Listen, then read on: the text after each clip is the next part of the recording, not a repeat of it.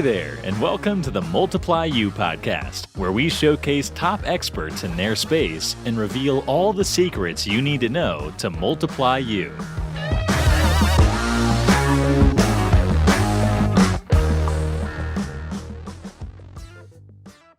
Hey everybody, Austin Clark here, host of the Multiply You podcast. Really excited to be able to have Eric Bassett on today. This guy has been there, done that. He's been in the industry for 15 plus years.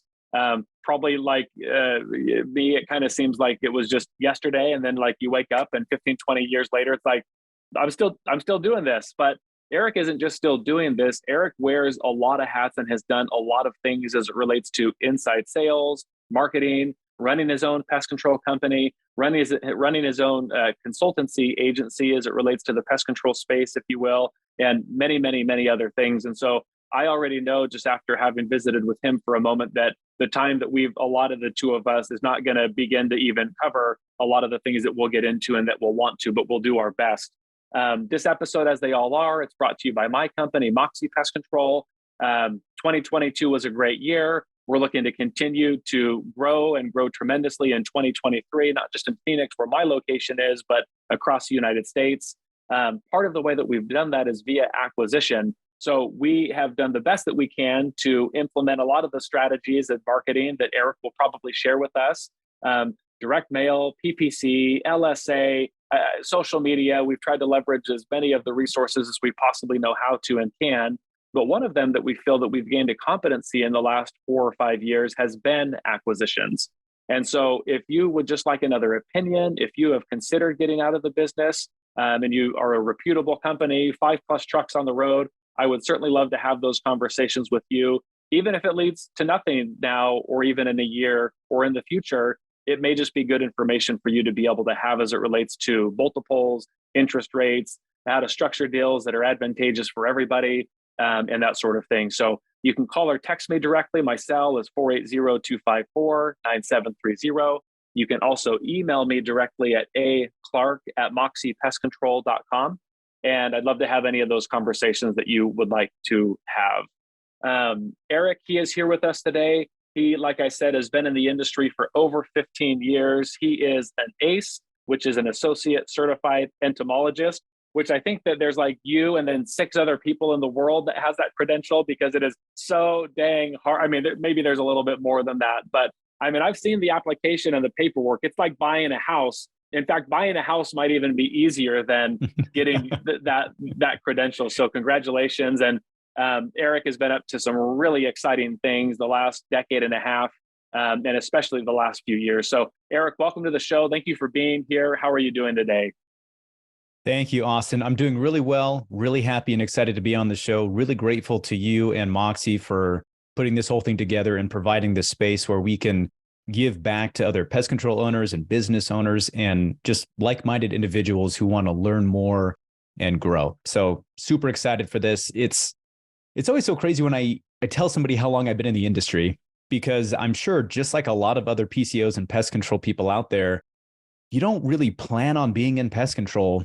Pest control just kind of finds you and then keeps you, kind of holds you hostage for a little bit. And, you know, for the first few years I was in the industry, I struggled. I was like, I got to get out of this. You know, I'm uncomfortable. I'm not liking it. You know, I got to find something different. And I just always seem to loop back into it. And I was lucky enough to get some other professional experience in call centers and sales training and corporate training. And eventually I got right back into pest control again. And I've been there ever since. And it's been a crazy 15 years. Every time I say that, I think, man, it almost feels like yesterday in some respects. You know what I mean? It just keeps pulling you in and just keeps looping you in, and you wake up and 15 years has gone by.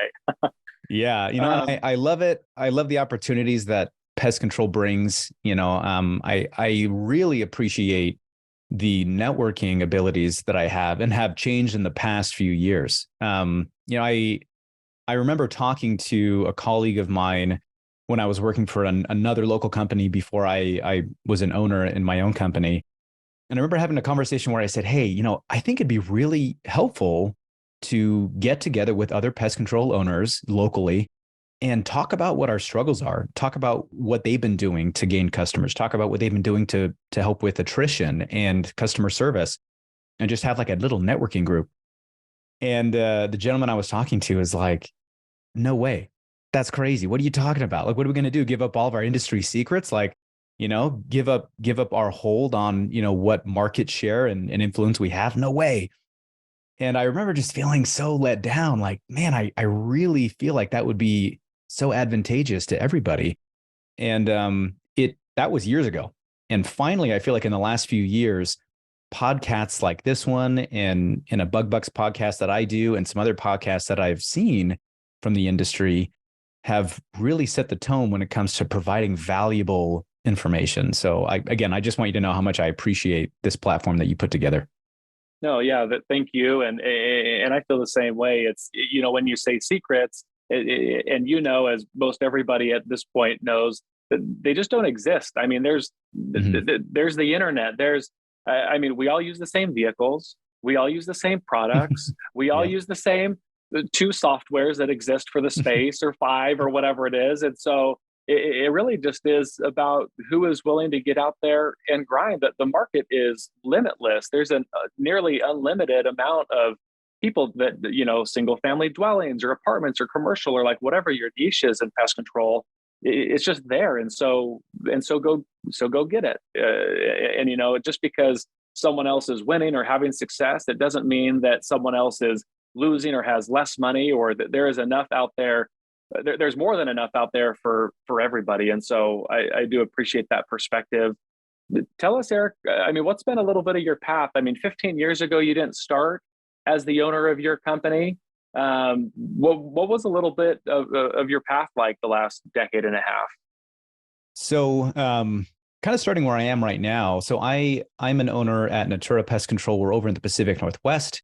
And my business partner is my sister and my brother-in-law, Jake. That makes for good Sunday dinners, right? Jake Klaus. Yep. Yeah, we do our best not to bring business everywhere we go and all the things we do, but it's just kind of how it goes. And 15 years ago, my brother-in-law, I had just graduated high school, and he said, "Hey, you should go sell pest control with a buddy of mine, and you can make really good money, and it's an awesome opportunity for you." And I had no idea what selling pest control was. I didn't even think about pest control before ever in my life. And I went to California, Bakersfield, California. It was hot. It was horrible. I worked my butt off, made good money. And I was like, never again am I ever doing that. I'm out of here. And the following summer in Boise, Idaho, where I was born and raised, I grew up, my brother-in-law again was like, "Hey, man, I'm working for this local company. You should come work there." And I was like, I really didn't want to, but as always, and at the time, it was the best paying job where I can make the most amount of money in the shortest amount of time, just knocking doors. So I did it. And in the wintertime, I actually managed at a DIRECTV call center. And that's where I got a lot of my phone experience, customer service experience, retention training, corporate training. I joined their training team teaching reps how to sell. And in my mind, selling over the phone compared to selling on the doors was cake. It was way easier. Easiest transition, easiest sale. You're like, I could do this forever. Yeah, they're like, "Hey, we have a tough time selling these things." I'm like, I promise you're not having as tough a time as you think you are. Yeah. So I did that. And then the pest control company that I had worked for previously contacted me, and they said, "Hey, we want to try this new cool thing. It's where you pay Google money and they do marketing for you. And then people just call us and then we sell them over the phone." And at the time it was just wild, right? It's a totally new thing. And they're like, "You're the only one that we know that has both pest control and call center experience. Can you come and help us build this thing, build this inside sales team?" And I said, "Yeah, let's do it." So I helped them put together the comp plan for it, the kind of that's just the foundation of their sales team. And it grew and evolved into a lot of different things over those few years. And I helped them build that business. Eventually, they transitioned out of the door-to-door space altogether, and we went exclusively to inside sales. And we went all the way up to 2016, and that company was Gemtek Pest Control. And then we were acquired by Rentokil. So I got to meet with Rentokil's acquisition team, get to know some of their upper management, which they obviously have a lot of resources, lots of smart people over there. And I actually joined their team of regional sales managers, and I started managing all of their inside sales offices for the Pacific Northwest. Very cool. So yeah, I kind of had this crazy dream where I was like, man, I wish I could kind of travel and coach and teach. And then all of a sudden it was there. And I was like, wow, so I started doing that for a while. And at the same time, my brother-in-law and my sister had since left that other local company I had worked for. And they started a Natura branch in Vancouver, Washington, right near Portland, Oregon. And after I had done a bunch of traveling for Rentokil, we kind of connected with each other, and we were like, okay, we're kind of in the same place and we're kind of doing the same thing. Why are we not working together? Why are we not pooling our resources here and getting this squared away? So I actually joined their team as their director of sales initially and helped them put together an inside sales team and measure success and put together metrics and kind of help them transition into the inside sales space from door to door. And then an opportunity presented itself where one of the existing partners was ready to leave. And I had some real estate assets that I could sell and got rid of those, took the money, put it into the business, became an owner. And it's been a kind of a wild ride since. We've done a little bit of ownership changes since then. But yeah, it's been amazing. So right now I help my current company with the inside sales side of things. I've since trained our inside sales and office managers to kind of facilitate most of the ins and outs of that on their own. So I just kind of oversee metrics and perform coaching sessions with them. And then I have a consulting business that kind of acts as the middleman between pest control companies and marketing agencies so that they can understand how to best communicate with each other. And I help them facilitate their inside sales teams. The same thing that I've been doing for the last 10, 15 years. So it's been a wild ride, but it's been a good one. So I have so many questions to ask. I wish we carved out 4 hours for this, right? Yeah. Okay. We're good. Yeah, We've got a little bit of time. So, I mean, what would you say? I mean, man, my mind's kind of bouncing all over the place because it seems like you had such wonderful opportunities and experience that you created all for yourself kind of early on. And so what would you say was a big takeaway or two with your experience at the call center for DIRECTV? Because I mean, what you're doing now, that seems probably invaluable. What were some big takeaways there? Some of my biggest takeaways was understanding how key metrics correlate to performance, but also understanding that you can't necessarily coach high performers with just the metrics. You have to have behaviors that you're focusing on and then understand how to influence those behaviors. I've told a lot of the guys that I consult with, they'll say, man, I wish my inside sales guy would close better. And I'm like, okay, well, tell me more about the conversations you guys are having. And he's like, well, I tell him every day, like, hey, man, your closing rate is this. I want it to be here, so I really want you to close better. And I'll kind of laugh and I try to hold back a little bit because, you can't just tell someone to be better or do better or close higher or whatever that is. You have to be able to identify the behavior or lack of behaviors that's going on. You have to listen to the phone call. You have to be able to evaluate that situation and then walk through it with that sales rep and say, hey, you noticed how you said this phrase, or you notice how you didn't respond here, or you didn't say this one thing when they brought up this objection. Let's start using that. And this is the philosophy behind that change. And let's see if we can get that to increase your closing rate, right? It's focusing on the lead measures, which are the things that drive the actual behavior change. And then we'll see if that lead measure turns around and gives us the change in the lag measure, which is the closing rate. So at the call center, I helped with a lot of different departments, lots of different metrics, and they all had the same thing in common, which is they were all lag measures. They were what you use to measure performance. But as a trainer and developer and coacher of people, you have to be able to identify and evaluate the actual behaviors that drive the lag measures. So that would probably be my biggest takeaway for sure. So I want to talk next about your experience at a young-ish age to be able to join the Rentokil team and what some of that looked like, because you want to talk about just a wealth, if you will, of knowledge and experience. I mean, they probably have a cumulative 500,000 years of experience over there. While you were talking about coaching and coaching up teams, I wanted to share two quick experiences that I think will maybe provide more just context on that point. My son Dax, he's played competitive football and still plays today, but he played on a club team for 6 or 7 years. And my wife and I praised his coaching staff because we felt that obviously they kept the boys safe. They had their best interest in mind, but they knew each one of the players on the team.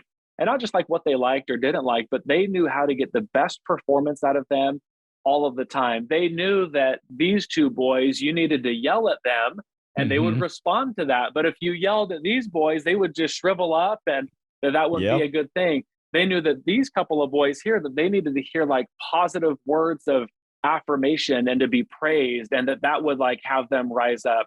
They knew that this group of boys, that they needed to pit them against each other because they were really, really, really competitive. And so if you don't know your team or the boys on a football team, then you're not going to get quite the performance that you could. The other quick experience. So I'm coaching my 8-year-old daughter's soccer team. I didn't want to do it. They ask every year. My wife kind of finally made me do it. I'm like, look, she said, look, the season is like 33 days long. It's like Tuesday night practice for an hour, Saturday morning games, first thing in the morning, 1 hour. And I'm like, look, I don't have the patience. Just all these things. And I'm seeing, and I say all those things, and I'm not trying to say I'm like this great volunteer of kids and youth and that sort of thing, but it's a good way to be able to give back. But in just like our first 2 practices, you can see that there's a variety of different personalities. Some have tons of energy. Some are really good handling the ball. Some have never played at all. And so you teach and give positive feedback and reprimands when those are needed too, to be able to get the best out of your team. And so it sounds like you were blessed perhaps with some of those skills already, but then able to see even more while you're at DIRECTV, how you could, and I love the leading and lagging indicators too. So what was your experience working with all of these seasoned rock stars at Rentokil? The Rentokil was a wild experience for me. I mean, I went from not knowing anything about pest control to within 4 or 5 years being part of this local, very tight knit pest control company in Boise, Idaho. Not a big market, not a big history with pest control, to talking and having conversations with people on this acquisition team that had been part of huge markets. And, we started talking about numbers, revenue numbers, sales numbers, route sales, all these things that I just had no idea was even possible at the time. So, I think a lot of PCOs out there, and even just business owners in general, they get into business and they look at their P&L, they're looking at their taxes, whatever their indicators are for their profitability. And they're thinking, man, what is the limit to this industry? What is the limit to this business? And, then hopefully one day they'll be able to see somebody else that's in a different position, that had a little bit more experience, that can show them what opportunities really are available. So I remember talking to a few of those people on that team, and their philosophies about growth were different. Their philosophies about opportunity were different. A lot of the people on the acquisitions team, I used to ask them, hey, how long does this take, from start to finish? And some acquisitions were relatively fast. And by relatively fast, I mean, 3 to 6 months, right? And some other acquisitions were, years in the making or longer. And obviously now, we've heard the Rentokil name with the Terminix partnership, and we know how long that has taken. The bigger the company, the longer it takes. And their ability to follow a process, a plan, a strategy, I thought was amazing, because, despite the size of the acquisition or the size of the task at hand, they relied on teamwork and good planning and good execution and good evaluation to ensure that everything went according to plan. And they always had curveballs, they always had stuff that came up that they weren't expecting.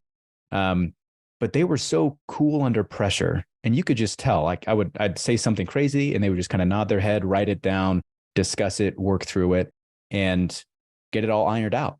And it made me think, man, if I can just implement that in my own personal life, even, I would have a much better time getting things done, goal setting, planning, all those things.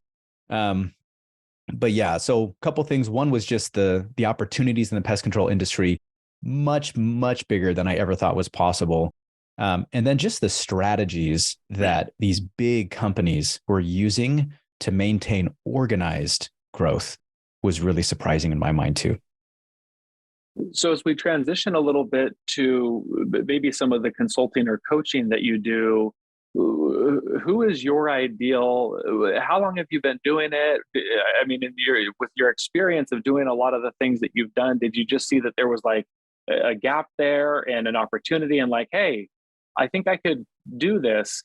Who do you want to work with? And then who are the people that are coming to you? Like what, are they coming to you because they don't know how to read their P&L? Are they coming to you because they're at whatever, $1 million in top line revenue and they want to be at 2 or 10 or whatever? And then like, what services do you offer, provider? Is it kind of like let's kind of do an analysis to see what you need structurally or organizationally or operationally, and we'll kind of go, what does all that look like? Yeah. So the type of clients that I work with are usually ones that are transitioning from one growth model to another. Usually it's door to door into like an inside sales space where their lead volume, instead of being, made by door knockers, is coming from digital marketing. And when they make that transition, I'll get a lot of guys that'll reach out and they'll say, hey, so I want to build an inside sales team. Where do I start? How many guys do I hire? How do I hire them? How do I onboard? What's training look like? How do I get their performance to a certain point? I mean, what are the minimum metrics that I need to actually put in place here? Like, what should I expect? Right. And the other thing too is understanding, like, how do I hold my marketing team accountable for what my goals are and what goals are even realistic? It kind of ends up being a lot of things that get thrown around where there's a lot of nitty gritty details. One of my business partners, my sister, acts mostly like our CFO. And so she does a lot of the financial planning and strategy for my pest control company. So I don't usually do a lot of P&L work with my clients, but I am really heavy into the nitty-gritty details on ROI when it comes to inside sales and marketing. And somebody asked me about metrics the other day, and they said, hey, what key things do you think are best to track for an inside sales team? And I let them know that there are lots. There are probably at least 10 or more metrics that you could really look at to see as an indicator of success or an indicator of performance. But you don't want to be paralyzed via analysis, right? So most of my clients, we pick some very key things. We follow those things. I set some basic standards that they can follow. And then I help them onboard their inside sales team. And then as that sales team grows, I help them identify a key player that we can put into a management role. And then I help coach that manager so that he can then kind of perpetuate that cycle, hire new people, develop them, build performance, all those things. So it kind of in a weird way fell into my lap. And I think mostly what I mean is when people put themselves in scenarios where they work hard and they learn and they try to help people, what you'll find is that opportunities like coaching and consulting usually kind of come to you. And if you really want to build a coaching business or a consulting business, you definitely have to work harder than that. But I don't have a whole lot of extra time to do it. It's kind of a side passion project for me. So I've been lucky enough that a lot of these guys will reach out to me and they'll ask questions. I love providing detailed feedback and answers. And then I'll always plug in there, hey, if you want to do this regularly and you really want to have some highly transparent and clear goals to help you perform better, I can provide some coaching and support if that's what you're looking for. Otherwise, I'm happy to answer questions if they come up. And that's totally fine. Coaching isn't for everybody, but I think that for my clients, we really both enjoy having a more clear, transparent platform to build performance. So what, Eric, I mean, you wake up whenever, you're very busy. What does a day in your life look like? Do you spend one day in one business, another day, Tuesday in another, Wednesday, and you blend them all together in a day? I mean, you seem to be very competent, very capable. You've been there, done that in a lot of regards. And so how does a high functioning and performer such as yourself, what do you do? What does the day look like? Start with an ice bath. I know that's really popular right now. Yeah. I have tried some ice bath stuff. That stuff is crazy. Definitely good for you. As a side note, I got to start doing that again. Whenever I talk about my day, I'm kind of surprised as to how wild it kind of seems, but I'm big on routines. I really do love routines. I think that the power of routines helps build the foundation for performance. So I actually spend week on and week off. I spend 1 week over in the PNW in Washington State, where my main office is. And then I spend 1 week back in Boise, Idaho, where my son lives with his mom. And so I go back and forth. And in between all of that, I have some consulting work. So on a daily basis, if I'm in Boise, wake up in the morning, hit the gym, come home, do a quick, maybe like a brunch or an early lunch. And I like to spend that quality time with my wife, who also is our current office manager. So when she's here with me in Boise, she runs that office remotely. When we're both in Washington, she obviously runs it in person. We like to spend that quality time eating lunch together around 11 o'clock or noon. And then between noon and about 3 o'clock, that's when I jump into coaching sessions with my clients, and also training sessions with their managers to get them up to speed. We go over some high-level details and metrics, see how the team is performing. And then I give them some coaching topics. We make some commitments, and then we wrap that up till the next week. Around 3 o'clock or so, I pick up my son from the bus stop. We bring him home, hang out, and then it's mostly family quality time until he goes to bed, and then some quality time with my wife and I before we go to bed. So coming up here, and this is something I actually didn't mention before, coming up here in the next couple of months, I actually play in and am the commissioner of an amateur adult football league. Full contact, 11-man. Whoa, very cool. Yeah, so it'll be my 10th year as a player and my 3rd year as the commissioner. And that has also kind of given me something a little bit extra that I have to throw into my routine. So I'll end up doing some practice in the evenings, and then I'll have games on Saturdays. And it's just another thing that I kind of drop into my routine, which is kind of crazy. So it's a little wild. Could you and some of your crew please come and get drafted with the Cardinals? Because look, I'm an Arizona kid. It is so hard to be a Diamondbacks fan, a Cardinals fan, whatever else. The Suns, they were great last year. This year, they're like 500. I'm like, what are you guys doing? You guys put on such a great show last year. But that is incredible. You are a busy man, to say the least. As we start kind of to round this out, I would love for you to those that are listening, maybe just have some parting thoughts or parting advice that's kind of been on your mind, maybe professionally, personally, the last couple of months or so, or through the holidays, as we all had a little bit of time off. Mm-hmm. And then what is the best way for people to, if people are listening that happen to be just like in your geographical areas for service, like what website would you point them to? If there's people or entrepreneurs or business owners that are listening that have heard something that you've said as it relates to your coaching firm, what's the way, what's the best way for them to contact you, to engage with you in different ways? Yeah. So first off, the best way to usually engage with me and contact me, Facebook is easy. And that's usually just go through Facebook Messenger and reach out to me. If you're using Instagram, you can hit me at I am Eric Bassett. It's my handle. And then you're also welcome to email me. It's just Eric, ERIC, at invictus.consulting. No .com or anything on there, just invictus.consulting. Invictus comes from one of my favorite poems. So if anybody's wondering about that, that's where it is. I encourage you to look it up and read it. One of the best, in my opinion. Some parting thoughts, some things that I've been thinking about and kind of working with my team is, as a business owner, you are going to wear a lot of hats. You are going to have a lot of responsibilities, and there's going to be a lot of times when you have to learn a lot of things that you aren't familiar with, that you don't know, that make you uncomfortable. You don't have to do that forever. In fact, I think it's really important that business owners understand that you probably shouldn't do that forever. And that doesn't mean that you have to hire a consultant or outsource things. Maybe you should, maybe you shouldn't. But the idea is that you should have other people in your circle that can provide value to you, that you're also providing opportunities for them. I was really fortunate in my younger years that people saw some opportunities for me and they decided to take the chance, take some things off their own plate and hand it to me and give me those opportunities. I would have never been able to get to where I am today unless somebody else gave me that opportunity first.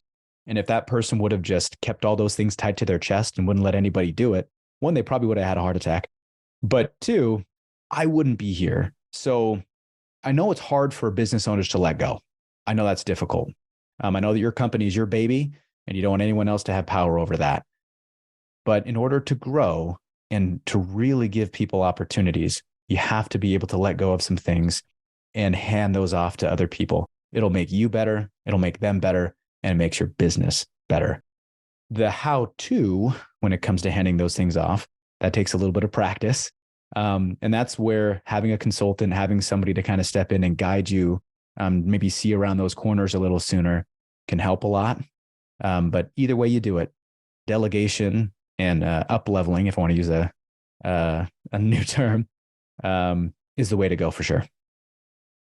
Awesome. Eric, thank you so much for your time. Thank you for the things that you've shared with me and my audience. So appreciate having you on and just sharing from your history and your past and your experience here today.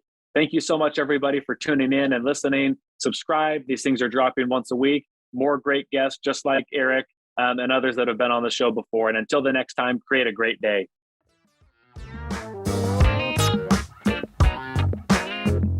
Thank you for listening to the Multiply You podcast. You'll see us again soon when you subscribe for future episodes.